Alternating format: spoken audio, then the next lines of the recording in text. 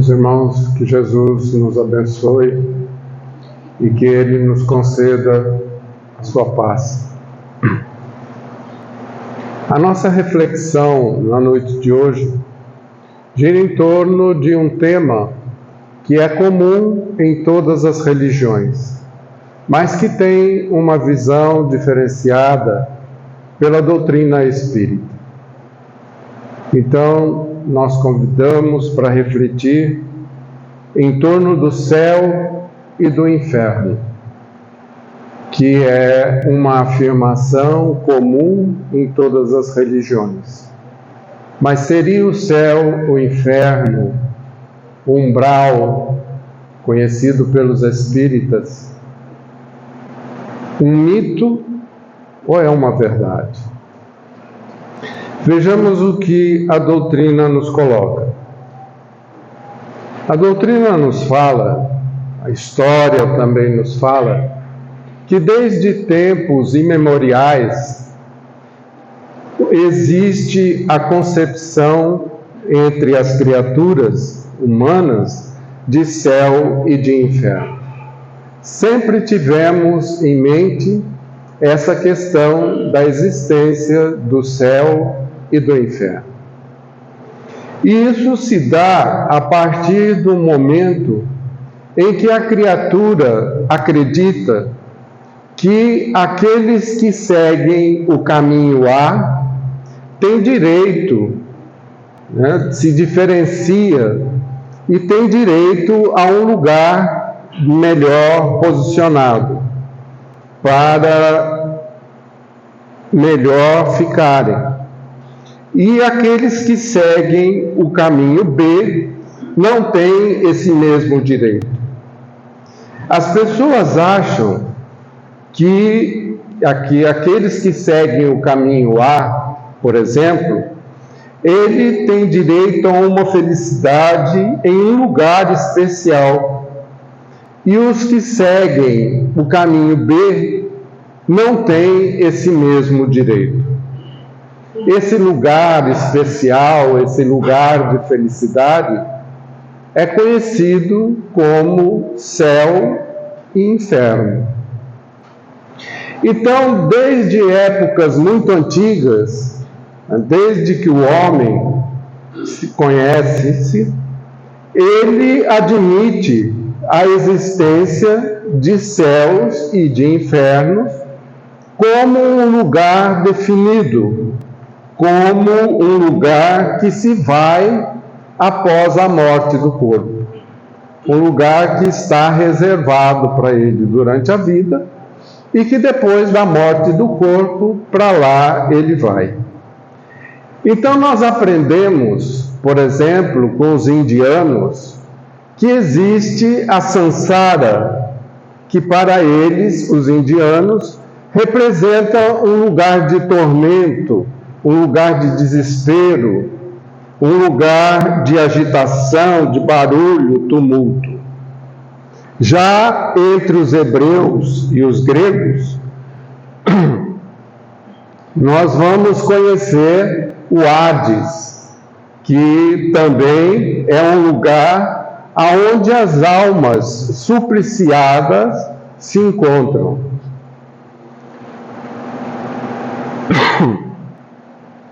E essa ideia de céu, de inferno, de lugar de felicidade, de merecimento ou desmerecimento, ela foi se perpetuando e hoje em dia as religiões em geral ainda apresentam o céu e o inferno como um lugar circunscrito, como sendo um lugar geograficamente determinado.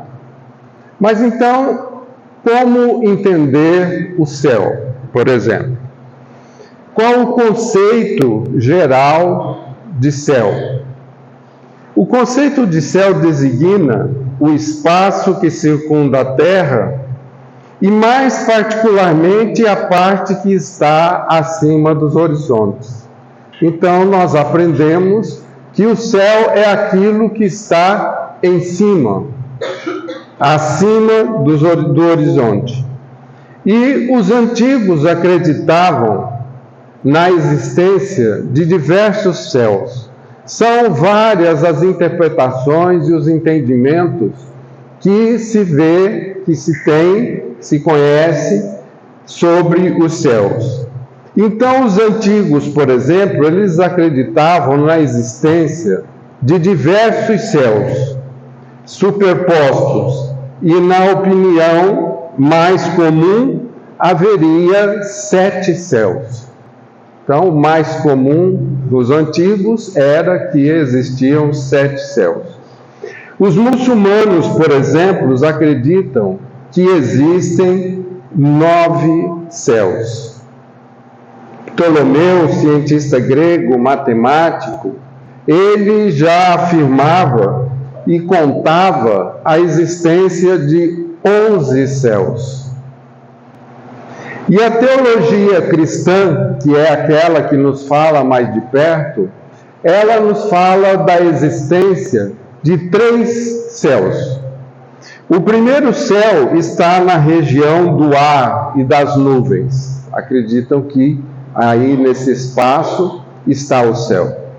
O primeiro céu. O segundo céu é o espaço onde giram os astros. E o terceiro céu é a morada do Altíssimo, é aonde seria a morada de Deus. Essa ideia dos 3 céus, principalmente, nasceu do conceito de que a Terra seria o centro do universo.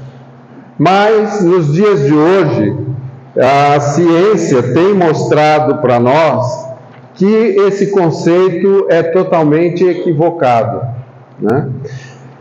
E que essa teoria não se sustenta. Então, Kardec, no Livro dos Espíritos, ele fez um questionamento aos espíritos relativo a essa questão que já a ele também preocupava. E na questão 1016, Kardec fala assim, vamos ver aqui. Em que sentido, pergunta Kardec, se deve entender a palavra céu? E os espíritos responderam a Kardec: julgas que seja um lugar como os campos elíseos dos antigos, onde todos os bons espíritos estão promiscuamente aglomerados, sem outra preocupação que a de gozar pela eternidade toda de uma felicidade passiva? Não, é o espaço universal, são os planetas, as estrelas e todos os mundos superiores, onde os espíritos gozam plenamente de suas faculdades, sem as tribulações da vida material, nem as angústias peculiares à inferioridade. Então, segundo os espíritos explicaram a Kardec que o céu não está num lugar geograficamente definido, mas é todo o universo criado por Deus. E quando ele fala que é um lugar aonde não existe tribulações, as tribulações da vida material, aonde não existem as angústias peculiares à inferioridade, isso quer dizer que o céu é em qualquer lugar, dependendo daquilo que eu trago dentro de mim, dependendo de como eu me sinto. Então, o céu não é um lugar definido. Mas Kardec, então, indaga os espíritos mais à frente. Alguns espíritos disseram estar habitando o 4º e o 5º céus. O que queriam dizer com isso? Perguntando-lhes que céu habitam, é que formais ideias de muitos céus dispostos, como os andares de uma casa. Eles então respondem de acordo com a vossa linguagem. Por estas palavras, 4º e 5º céus, porém, exprimem diferentes graus de purificação e, por conseguinte, de felicidade. É exatamente como quando se pergunta a um espírito se está no inferno. Se for desgraçado, dirá sim, porque para ele inferno é sinônimo de sofrimento. Sabe, porém, muito bem que não é uma fornalha. Um pagão diria estar no Tártaro. Então, quando quando os espíritos disseram a Kardec estar no quarto ou quinto céus, ele queria falar da intensidade da felicidade que ia dentro dele. Como a pergunta foi o que era, em que céu ele se encontrava, o espírito interpretou que quem perguntava acreditava que existissem vários céus. Então, quando ele nomeia o quarto ou o quinto, ele está falando, ele queria falar, ele queria expressar o grau de felicidade em que ele se encontrava. Não é assim que nós nos expressamos quando nós estamos muito felizes? Nós dizemos assim: nossa, eu estou no 7º céu. Ou então nós dizemos assim: puxa vida, eu estou tão triste, eu estou tão abalado que parece que eu estou no 5º dos infernos. Então, é a intensidade que nós queremos dar naquilo que nós queremos demonstrar que vai dentro de nós. 4º céu, 5º céu. Isso queria dizer que existiam espíritos menos felizes e espíritos mais felizes. Mas aquele que respondeu estava no 4º e no 5º céus. Então, qual seria para nós um conceito de céu? Os chineses falam que céu é a integração com os antepassados. Eles têm o hábito do culto dos antepassados, né? Então, para eles, estar no céu é uma integração total com todos aqueles que já partiram para a vida espiritual, os seus antepassados. Os brahmanes na Índia, eles acreditavam que o céu era uma condição privilegiada para alguns eleitos.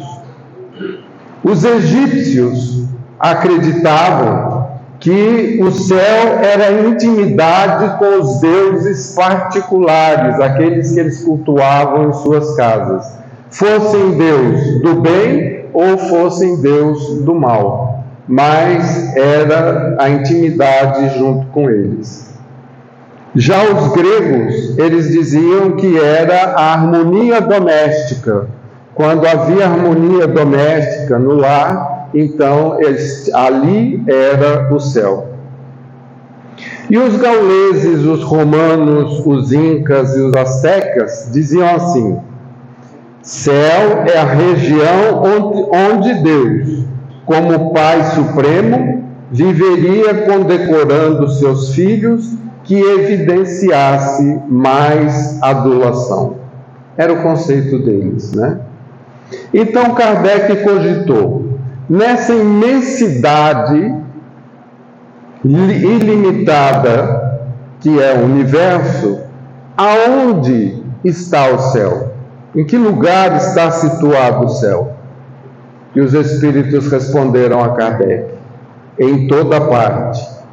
Nenhum contorno lhe traça limites.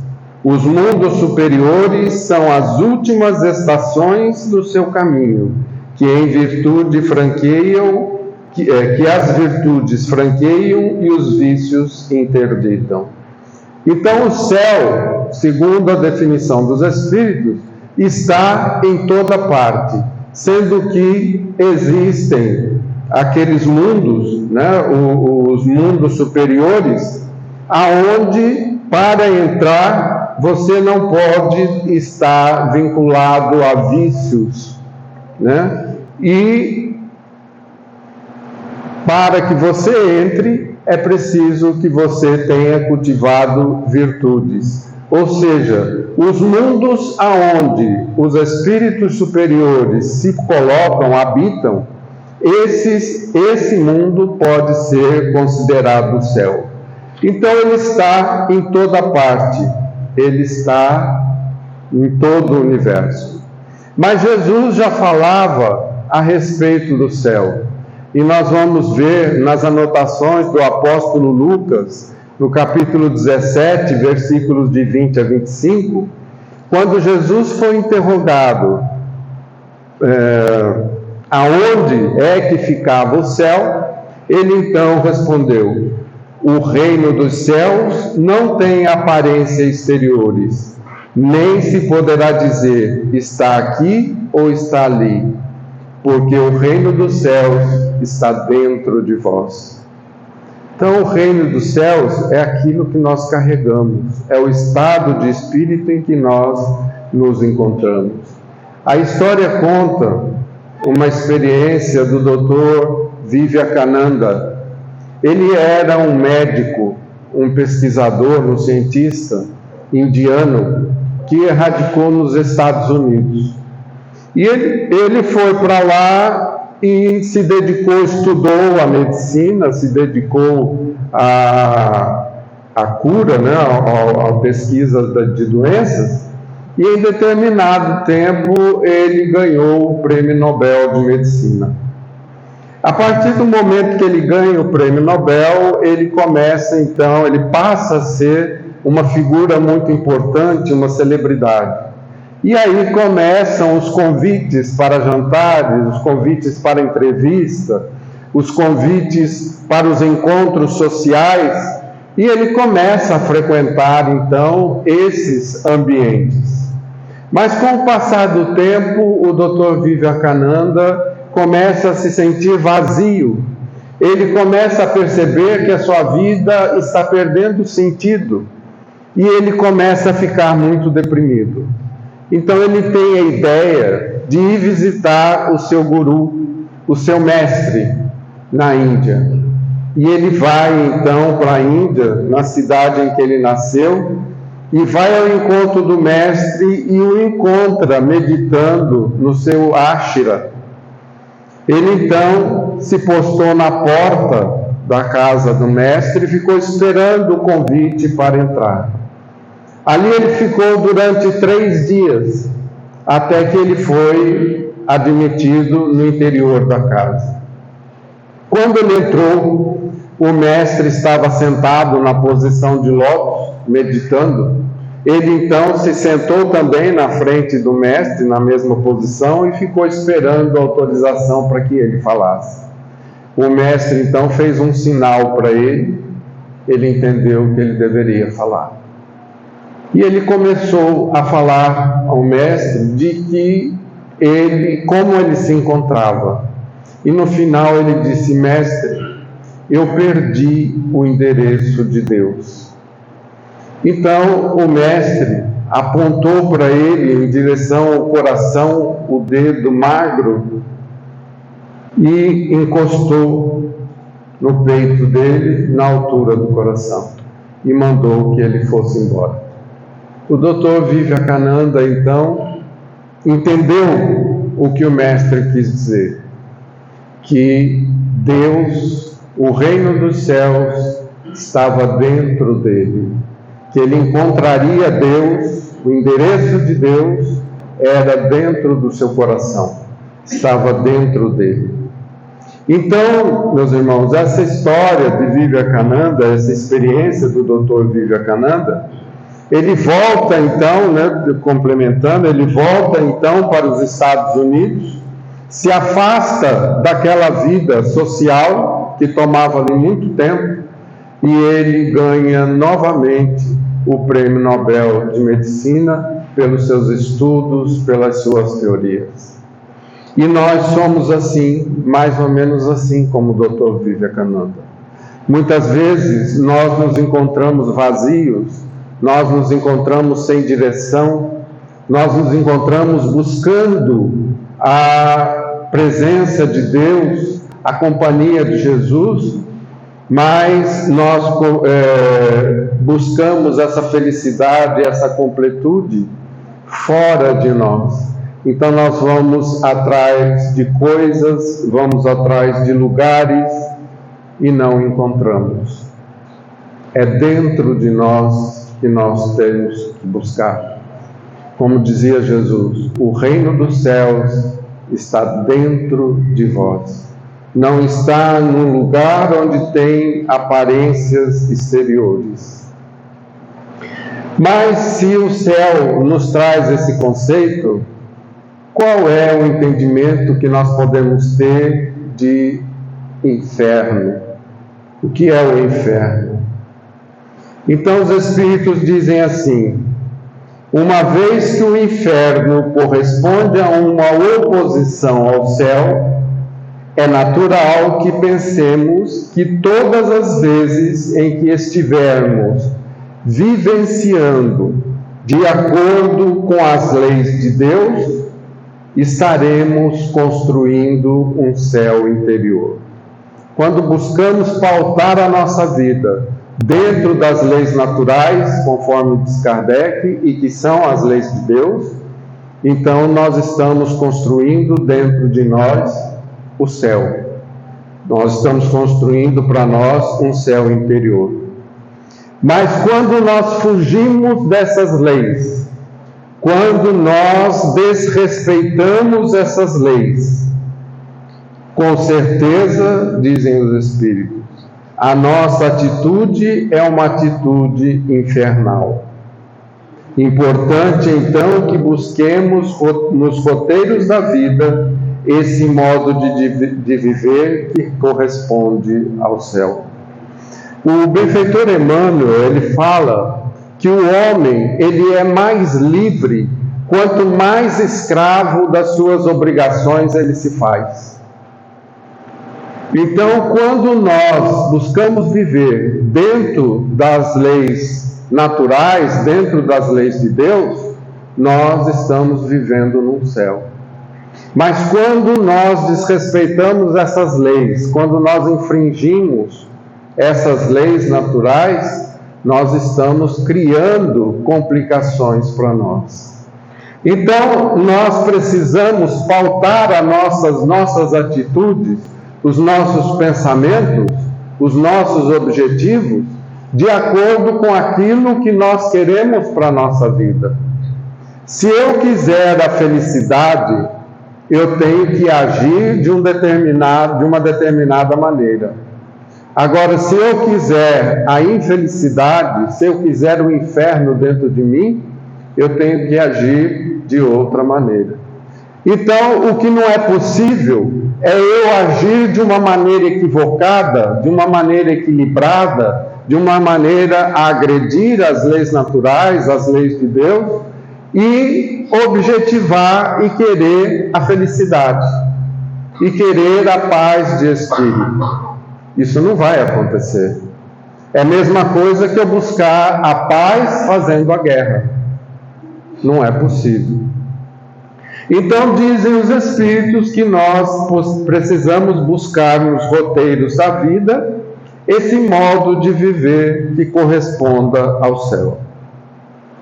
O homem, ele moldou a vida futura, ele entende a vida futura de conformidade com a vida presente. Então, dessa forma, ele moldou um céu, um inferno, que seria o reflexo dos males da humanidade. E elevou esses males, todas essas tormentas, a um grau superlativo. Então, para ter uma ideia do que fosse o inferno, o homem comparou as desgraças que ele encontra na terra. Aumentou a proporção dessas desgraças e falou: o inferno é isso aí. Então foi dessa maneira que nos lugares quentes, nos lugares de temperatura abrasadora, ele imaginou um inferno de fogo. E nos lugares de gelo, nos lugares gelados,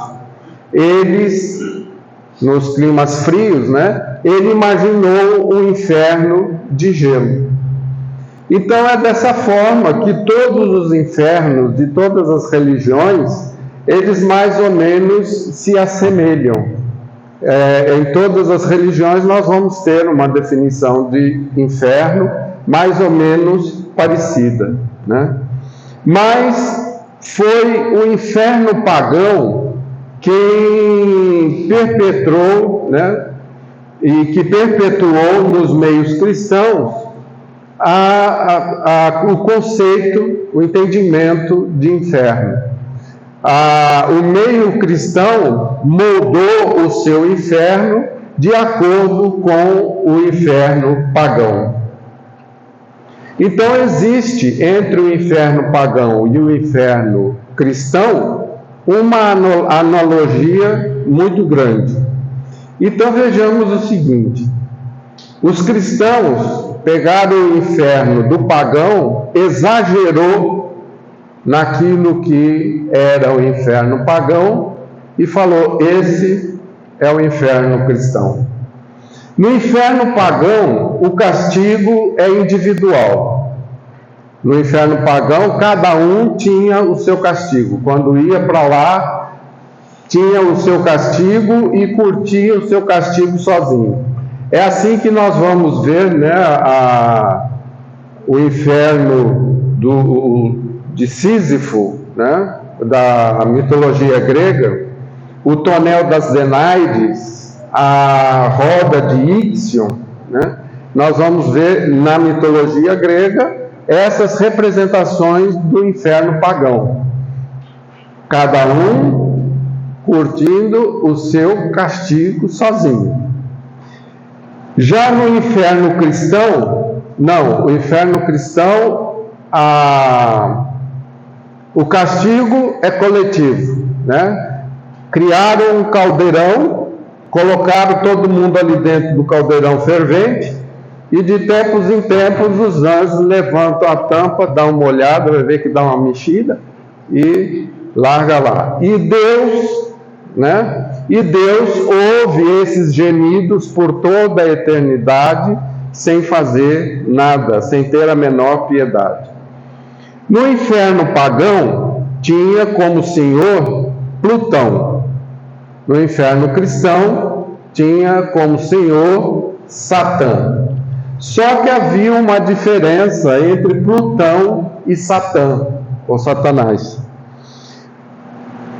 Plutão, ele ficava nos domínios dele, dentro do inferno. E ali ele ficava esperando as almas que iam cair ali, que foram enviadas ali pelos agentes dele, que ele tinha na Terra, né? E que mandava para ele a clientela, e ele castigava, mas ele não fazia proselitismo. Ele esperava que caísse lá no inferno aqueles que mereciam o castigo, e ficava lá esperando.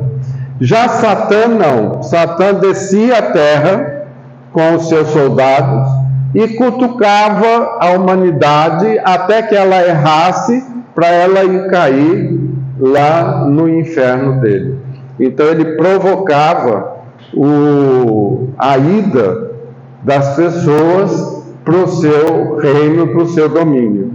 E ali ele ficava com os forcados, né, com os soldados armados de forcado, a revolver as pessoas num fogo que não acabava nunca. E ali eles ficavam para a eternidade. Então, da mesma forma que localizaram o céu acima, dizem os espíritos, nos lugares superiores, natural que localizassem os lugares de suplício nas regiões inferiores, ou no centro da terra.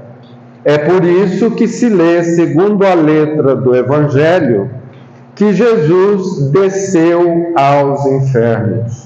Então o entendimento era que o céu ficava em cima, o inferno ficava embaixo, ou no meio da terra, né?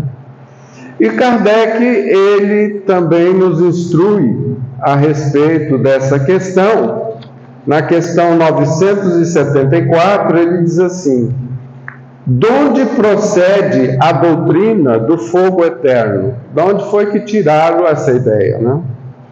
Imagens semelhantes a tantas outras tomadas como realidade. Mas o temor desse fogo não produzirá bom resultado. Ameaçar as pessoas com o fogo eterno, com o fogo do inferno, será que não dá resultado e a pessoa passa a agir de maneira correta? E os Espíritos dizem assim: vede se serve de freio mesmo entre os que ensinam. Se ensinardes coisas que mais tarde a razão venha a repelir, causareis uma impressão que não será duradoura nem salutar.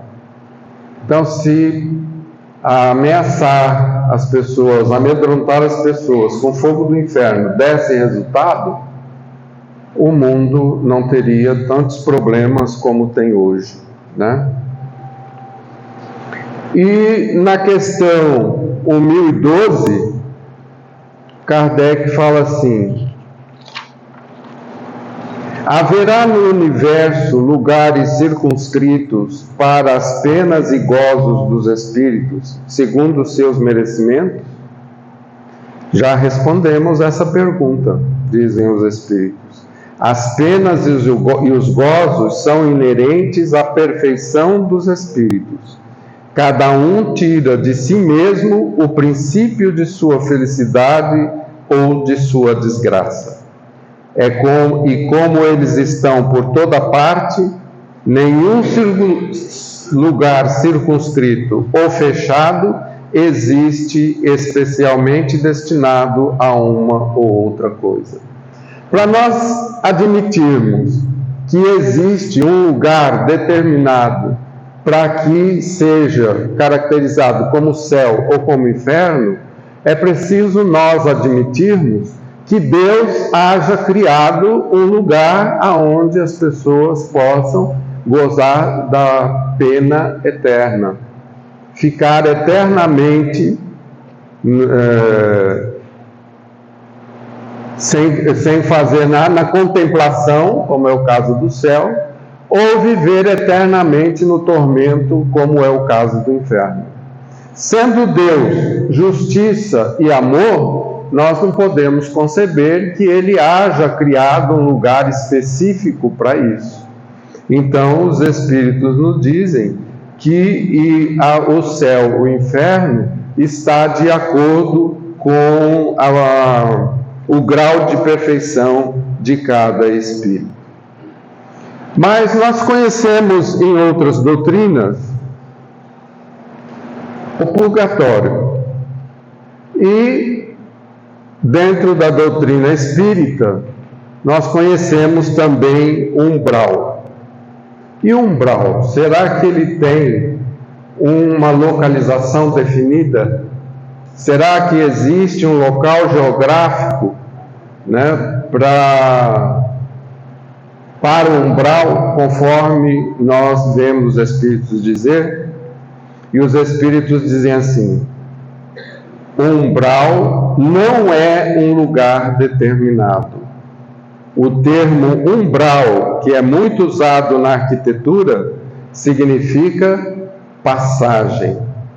Quando vamos de dentro de casa para o quintal, nós passamos pelos umbrais da porta. Então, todos os indivíduos, quando saem do mundo corporal e entram no mundo espiritual, eles passam pelo umbral. Então, seria umbral uma perturbação momentânea pelo qual o espírito passa. Quando nós acordamos, vamos fazer uma analogia para a gente entender melhor. Quando nós acordamos, logo de manhã cedo, ao acordarmos, nós nos sentimos um pouco confusos. Então nós paramos com os olhos fechados, abre, fecha, tentamos nos situar aonde que eu estou, tomamos ficamos senhor de nós mesmos e aí nós levantamos. Não é assim? Logo de manhã cedo, nós, principalmente quando tivemos um dia agitado, cansativo, e a noite foi pesada, né? Um sono pesado, então nós, ao levantarmos, nós nos sentimos um pouco confusos. E logo em seguida, essa confusão passa e tudo bem, nós continuamos a nossa vida normal. O espírito, nós quando desencarnamos, o espírito, nessa saída do corpo para o plano espiritual, ele sente essa perturbação. Ele passa por essa perturbação momentânea porque é uma mudança brusca de estado. Ele estava encarnado, libertou-se do corpo e agora é um espírito livre. Então, até que ele se senhoreie da sua posição, daquilo que está acontecendo com ele, ele se sente um pouco perturbado. Essa perturbação é que os espíritos chamam de umbral. Daí o Livro dos Espíritos dizer que essa perturbação umbralina pode durar segundos, minutos, horas, dias, semanas, milênios, séculos, né? Dependendo de cada um. Então, essa situação, essa perturbação é que os espíritos chamam de situação umbralina. Está aqui no Livro dos Espíritos essa informação. Então, essa ideia de que o umbral é um lugar fixo vem da nossa reminiscência da aprendizagem que tivemos anteriormente, de que o céu e o inferno eram um lugar circunscrito, né? Quando nós lemos o livro Nosso Lar, o Espírito André Luiz diz assim, que ele ficou 8 anos no umbral. Essa colocação do André Luiz, fiquei 8 anos no umbral, dá a impressão que o umbral é um lugar determinado, um lugar que ele ficou. Mas não é um lugar, é um estado em que ele ficou, né? E então ele fala que fica ali e a perturbação dele acontece e permanece durante 8 anos, embora a mãe dele e os espíritos superiores estivessem junto com ele, sempre buscando ajudá-lo. Mas ele não via a mãe, ele não conseguia enxergar a mãe dele, ele não conseguia enxergar os espíritos, né? Porque ele estava numa outra sintonia mental, ele estava numa outra fixação da mente, que não era aquela que é onde estavam os espíritos, né? Mas aí o que aconteceu? André Luiz começou a lembrar de quando a mãe dele punha as mãos dele juntas e fazia oração com ele, e ele então começou a orar. Quando ele começa a orar, aí ele enxerga os espíritos e a mãe dele, e aí ele consegue receber a ajuda. Quando ele começa a orar, a situação toda muda, embora ele estivesse no mesmo lugar, mas a situação toda muda. Ele passa a enxergar a mãe e os espíritos. Então ele é levado para nosso lar. Quando ele chega em nosso lar, ele vai visitar as câmaras de retificação, que eram um lugar onde eles acolhiam espíritos que se encontravam em condição tormentosa, né? Atormentados, sofrendo, com pesadelos.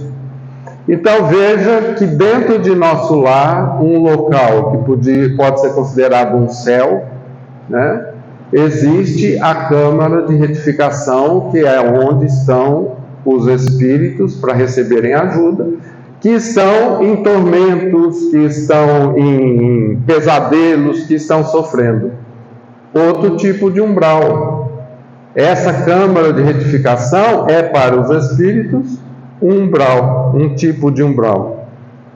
Mas vamos fazer uma analogia aqui para a gente entender direitinho. Vamos supor que num prédio, vários andares, num condomínio de luxo, muito bonito, muito bem cuidado, com flores e árvores para todos os lados, piscinas, gramas, um sonho de lugar, muito bonito. E tem esse prédio que é maravilhoso. Mas, de repente, muda para ali uma família. Muda para lá uma família, toda desequilibrada. E toda noite é farra, é música alta, é droga, é sexo, um desequilíbrio total. Na parte de cima mora o pastor, na parte de baixo mora o médium espírita.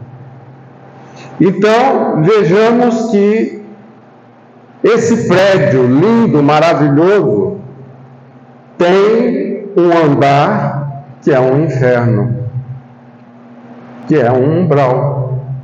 Um local todo desregrado, né? um pardieiro que existe ali. Um umbral, um inferno, naquele andar. O andar de cima do pastor é tranquilidade, serenidade e calma. Debaixo do médium também é tudo serenidade, é paz, tranquilidade. Mas vamos supor, então, que de repente essa família, né, essa gente, ela vai embora, ela se muda lá daquele prédio. E aí a gente vai lá, pinta o apartamento, lava tudo, limpa tudo, deixa tudo bonitinho, faz umas rezas boas lá, e aí o lugar volta a ser tranquilo, volta a ser um lugar de serenidade, volta a ser um lugar de paz, né?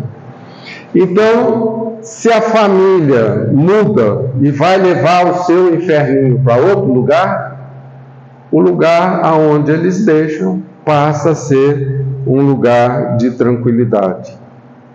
Então, os Espíritos dizem assim, aliás, Jesus diz assim: onde está o vosso tesouro, aí estará o vosso coração.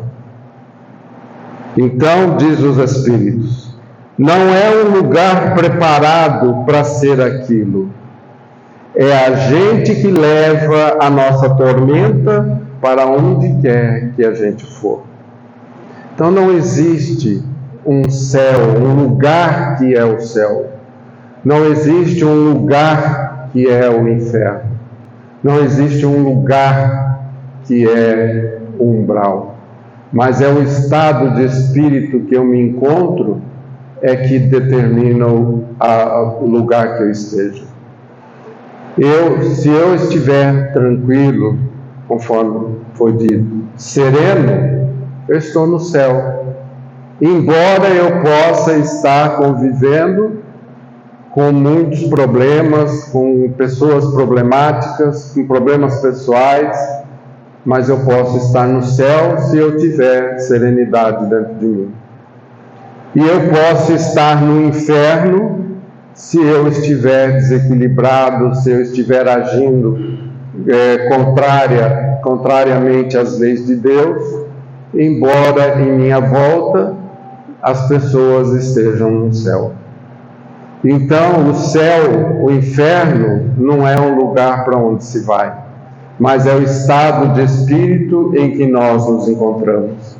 E Raul Teixeira, numa obra dele, ele diz assim: precisamos nos atentar para que possamos avaliar por que caminhos nós estamos trilhando.